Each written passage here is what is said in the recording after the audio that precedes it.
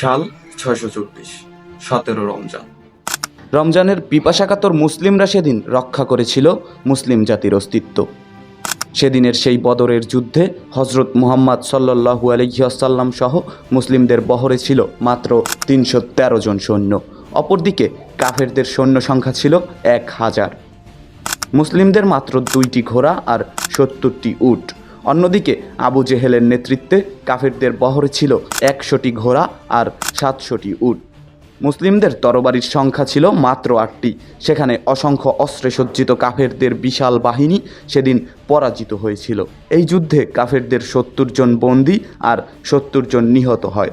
আবু জেহেল সহ মক্কার বড় বড় কাফের নেতারা সেদিন প্রাণ হারায়।